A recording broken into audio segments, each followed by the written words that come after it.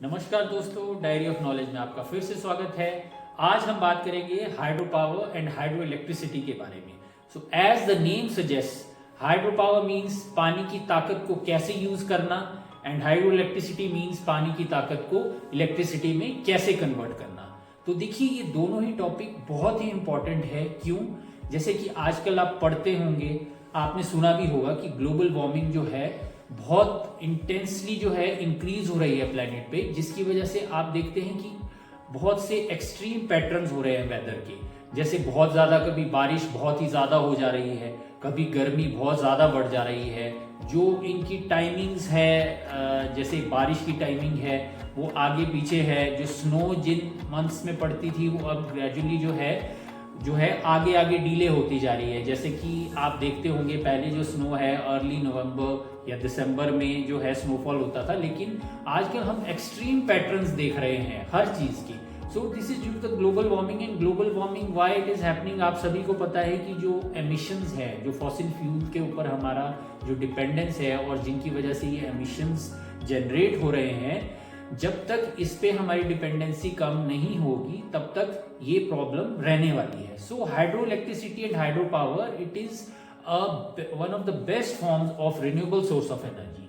सो हम इसको अंडरस्टैंड कर सकते हैं इफेक्टिवली, कैसे हम इलेक्ट्रिसिटी प्रोड्यूस कर सकते हैं और कैसे हाइड्रो पावर को हम ज्यादा से ज्यादा हार्नेस कर सकते हैं। इसके लिए हमें इसकी हिस्ट्री और एवोल्यूशन पता होना बहुत जरूरी है कि हमने पास्ट में क्या मिस्टेक्स कमिट की है, जिसको हम फ्यूचर में रिपीट ना करें और इफेक्टिवली इसकी एनर्जी को हम हार्नेस भी कर सकें और इफेक्टिवली हम उसको प्रोड्यूस भी कर सकें।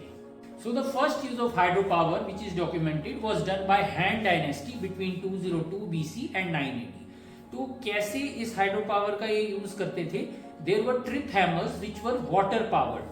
ठीक है, वाटर पावर्ड कैसे थे? एक व्हील था जिसे कॉन्स्टेंटली पानी घुमाता रहता था और वो व्हील जो है हैमर की मूवमेंट करता रहता था। तो ये कई तरह के टास्क इससे करते थे, जैसे ग्रेन से पल्प को निकालना, मिनरल ओर्स को तोड़ना, एंड इवन कुछ एक ऐसी डॉक्यूमेंटेशन है जिसमें मेंशन किया है कि ये पेपर मेकिंग प्रोसेस में भी इन्होंने हाइड्रो पावर का यूज किया था। So next in 18th century एक साइंटिस्ट आए जिनका नाम था Richard Arkwright, and he is also known as father of modern industrial factory system. तो इन्होंने भी फर्स्ट टाइम अपनी इंडस्ट्री में कॉटन मिल में इस हाइड्रो पावर का यूज किया। कैसे? एक स्पिनिंग व्हील फ्रेम होती थी। इवन इस स्पिनिंग व्हील फ्रेम की भी जो डिस्कवरी है रिचर्ड आर्कराइट ने ही की थी। तो उस स्पिनिंग जो स्पिनिंग व्हील फ्रेम थी, उसको घुमाने के लिए हाइड्रो पावर का यूज किया जाता था। तो अब हम बात करेंगे टर्बाइन टेक्नोलॉजी की, कैसे टर्बाइन जो है ग्रेजुअली इवॉल्व हुई। क्योंकि हाइड्रो इलेक्ट्रिसिटी को समझना, टर्बाइन का क्या इसमें योगदान रहा, बहुत ही इंपॉर्टेंट है कि कैसे हाइड्रो इलेक्ट्रिसिटी प्रोड्यूस हुई with the help of turbine. तो इसका एक थोड़ा सा आइडिया होना हमें ज़रूरी है कि कैसे ग्रेजुअली कुछ एक इसमें चेंजेस आए, क्या इसमें डेवलपमेंट्स आई।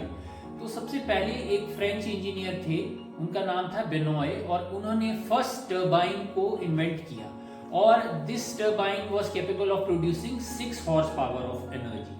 सेकेंडली इसमें जेम्स फ्रांसिस थे, ये एक अमेरिकन ब्रिटिश इंजीनियर थे। तो इन्होंने फर्स्ट वाटर टर्बाइन को इन्वेंट किया, and this is the turbine which is used most widely all around the world these days. इसके बाद एक साइंटिस्ट आए, इनका नाम था Lester Pelton, he was an American, and इनका जो डिजाइन था टर्बाइन का, it was known as impulse water turbine. It was also known as Pelton wheel. And why it was so effective? Because इन्होंने पहली बार इसमें कप ब्लेड्स का use किया, जिसकी मदद से जो इलेक्ट्रिसिटी की प्रोडक्शन थी that was very efficient, and it was one of the innovative ways to produce electricity. So आप देख सकते हैं कि कैसे ग्रेजुअली इसका एवोल्यूशन हुआ, एंड कैसे हमारी अंडरस्टैंडिंग ग्रेजुअली इंप्रूव होती गई कि कैसे कंटिन्यूसली हम जो है और एफिशिएंट वे में इलेक्ट्रिसिटी को प्रोड्यूस कर सकते हैं। इसके बाद जो है एक ऑस्ट्रियन आए जिनका नाम था कैप्लन, और इन्होंने कैप्लन टर्बाइन का आविष्कार किया। तो इसमें क्या नई चीज थी? इसमें इन्होंने जो है प्रोपेलर ब्लेड्स का यूज किया, दोज वर एडजस्टेबल ब्लेड्स, और इसकी वजह से भी जो है electricity was produced in a very efficient way. तो आप देख सकते हैं कि कैसे ग्रेजुअली हमारी अंडरस्टैंडिंग शार्प होती गई और कैसे we were able to produce electricity from water with the help of turbine efficiently. अब हम बात करेंगे हाइड्रो पावर प्रोजेक्ट्स के बारे में।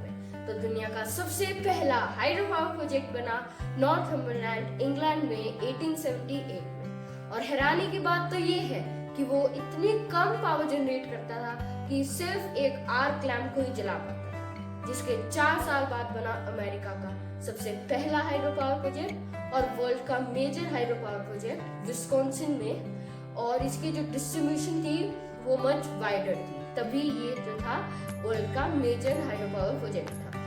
इस फिर सारी कंट्रीज के बीच में एक रेस लग गई हाइड्रो पावर प्रोजेक्ट्स बनाने की। तो जर्मनी ने अपना फर्स्ट 3 फेज डैम बनाया, ऑस्ट्रेलिया ने अपना first publicly owned hydro power project बनाया, और उसके बाद बना 19th सेंचुरी का सबसे बड़ा हाइड्रो पावर प्रोजेक्ट जो कि था एडवर्ड डीन एडम, और ये था नियाग्रा फॉल्स।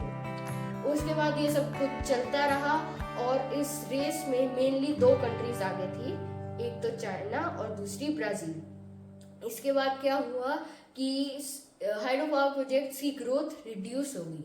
मेनली इसके 2 रीजंस थे। एक रीजन था फाइनेंशियल एक्सपेंसेस और दूसरा रीजन था इसके एनवायरमेंटल कंसर्न्स। तो फाइनेंशियल एक्सपेंसेस क्या थे, जैसे इसमें बहुत ज़्यादा पैसा लगता था और वर्ल्ड बैंक की तरफ से बहुत पैसा आता था।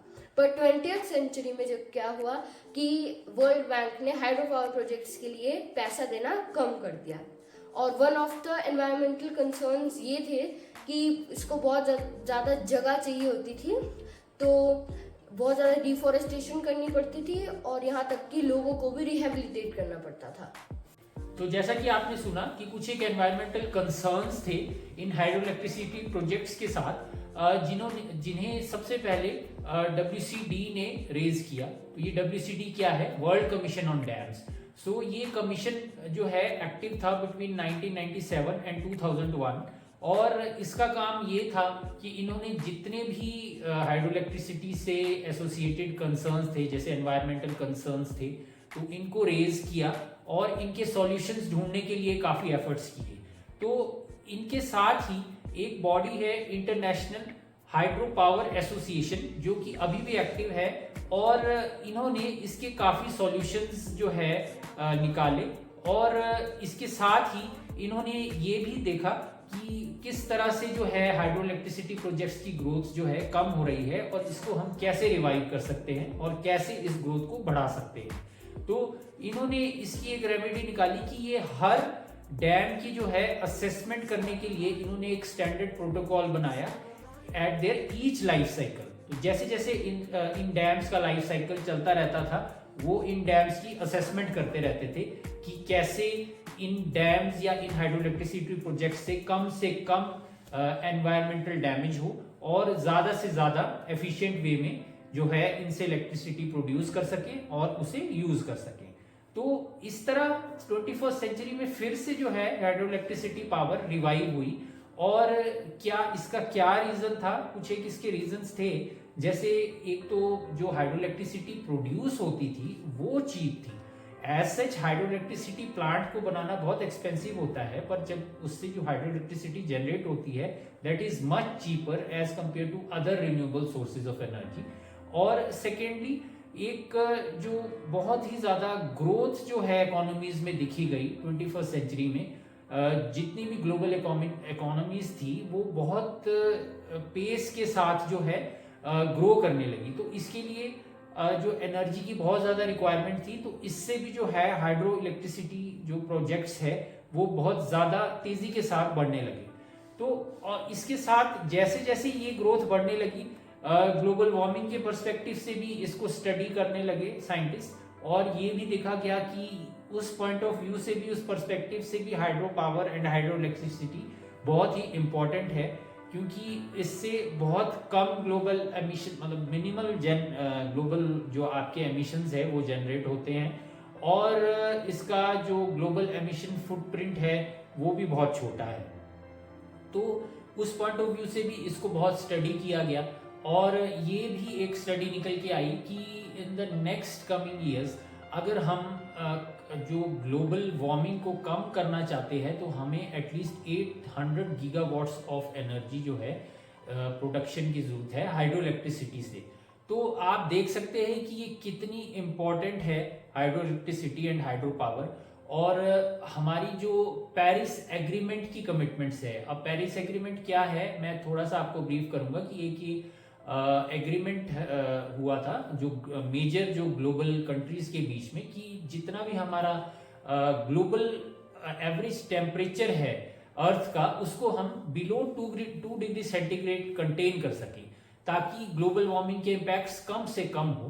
तो उस पर्सपेक्टिव से भी हाइड्रो इलेक्ट्रिसिटी को जो है बहुत ही इम्पोर्टेंट माना जा रहा है, क्योंकि आप इसमें आप देख ही सकते हैं कि कितना ये एफिशिएंट सोर्स है और रिन्यूएबल सोर्स है और इसमें जो ग्लोबल एमिशंस है मिनिमल है। तो ये एक तरह का बहुत ही एक रिवाइवल था और एक तरह का हम बोल सकते हैं कि 21st सेंचुरी में it is a life line for us कि जो ग्लोबल वार्मिंग को काउंटर करने के लिए एक हमारे पास ये बहुत ही अच्छा मेथड है इलेक्ट्रिसिटी प्रोड्यूस करने का। दोस्तों हमने वर्ल्ड के मेजर हाइड्रो पावर प्रोजेक्ट्स के बारे में तो डिस्कस कर लिया, पर अब हम डिस्कस करने वाले हैं इंडिया के मेजर हाइड्रो पावर प्रोजेक्ट के बारे में। वेस्ट बंगाल के दार्जिलिंग शहर से जस्ट 12 किलोमीटर आगे RIT एस्टेट के फुटहिल्स पे बना इंडिया का सबसे पहला hydro power project Sidrapong hydro power project 10 नवंबर 1897 को। ये जो प्रोजेक्ट था ये खड़ा था 3 रिवर्स पे, कोतवाली, बारबुतिया और हॉस्पिटल। ये उस टाइम में 130 किलोवाट्स की पावर मैक्स जनरेट करता था। उसके 19 इयर्स बाद इसको एक मेजर अपग्रेड मिला 1916 में, जिसमें इसका 3 फेज ट्रांसमिशन चेंज हुआ था और उसके बाद ये 1000 किलोवाट की पावर जनरेट कर पाता था। और हैरानी की बात तो ये है कि 126 इयर्स के बाद भी इसकी एक टरबाइन अभी भी चलती है, पर सेंट्रल गवर्नमेंट ने इसको as a cultural heritage site declare कर दिया है। अब हम बात करने वाले हैं इंडिया के largest and tallest hydro power project के बारे में। तो इंडिया का लार्जेस्ट हाइड्रो पावर प्रोजेक्ट है कोयना हाइड्रो पावर प्रोजेक्ट। ये largest power generating hydro power project है, मतलब ये इंडिया में सबसे ज्यादा पावर जनरेट करने वाला हाइड्रो पावर प्रोजेक्ट है। अब अगर आप गूगल पे सर्च करेंगे कि इंडिया का सबसे ज्यादा पावर जनरेट करने वाला हाइड्रो पावर प्रोजेक्ट कौन सा है, तो वो टेहरी डैम दिखाएगा, टेहरी हाइड्रो पावर प्रोजेक्ट। पर अभी उसकी जो 2400 मेगावाट की जो पावर है वो अभी प्लान ही है, वो इतनी पावर जनरेट नहीं करता, अभी वो 1000 मेगावाट की ही पावर जनरेट करता है, तो अभी वो कंप्लीट नहीं हुआ है। तो अभी complete max power generating hydro power project India में जो है वो है कोयना हाइड्रो पावर प्रोजेक्ट। ये स्थित है महाराष्ट्र की कोयना रिवर पे। उसके बाद इंडिया का टॉलेस्ट हाइड्रो पावर प्रोजेक्ट है टेहरी हाइड्रो पावर प्रोजेक्ट, जो कि 855 फीट टॉल है और ये जो है उत्तराखंड की भागीरथी रिवर पे स्थित है और ये पूरी की पूरी 1000 मेगावाट की पावर जनरेट करता है, जैसे कि मैंने आपको बताया। और इसकी प्लान जो है कैपेसिटी वो 2400 मेगावाट्स की है। तो दोस्तों अब हम इस टॉपिक को कंक्लूड करेंगे with some important facts. So fact number 1, Norway जो एक कंट्री है नॉर्दर्न यूरोप में, ये अपनी 96% ऑफ एनर्जी रिन्यूएबल सोर्स से प्रोड्यूस करती है and that renewable source is hydro power. Fact number 2, three gorges dam जो है ये वर्ल्ड का सबसे बड़ा डैम है जो चाइना में लोकेटेड है and you will be surprise to know जब ये डैम बना था तो 1.3 मिलियन लोग जो है डिस्प्लेस हुए थे। तो दोस्तों आप देख सकते हैं कि हमें बहुत एक हैवी प्राइस पे करनी पड़ती है, चाहे ये source renewable source of energy है। हम ये एग्री करते हैं कि इसके कार्बन एमिशन जीरो है, कार्बन फुटप्रिंट जीरो है और ग्लोबल वार्मिंग में जो है इसका कंट्रीब्यूशन नील है, लेकिन साथ ही साथ इस तरह की प्रॉब्लम्स भी इस हाइड्रो इलेक्ट्रिसिटी प्लांट्स के साथ जो है एसोसिएटेड है। So but we can not help it, we have to find a solution for every problem. तो लोगों को रिहेबिलिटेट करना अच्छी तरह से एंड एक सस्टेनेबल वे में इन प्लांट्स को बनाना, यही एक बेटर सॉल्यूशन है। So thank you very much and मैं आपसे आशा करता हूँ कि आप सभी को ये इन्फॉर्मेशन बहुत यूजफुल रहेगी, चाहे आप किसी कंपटीशन की तैयारी कर रहे हैं या ऐसे ही जनरली अपने नॉलेज को अपडेट कर रहे हैं। और आप कमेंट सेक्शन में ज़रूर ये मेंशन कीजिए कि नेक्स्ट टॉपिक जो है आपको किस तरह का चाहिए और कैसे हम इस इंफॉर्मेशन को आपके लिए और यूजफुल बना सकते हैं। So kindly like, subscribe and share. Thank you.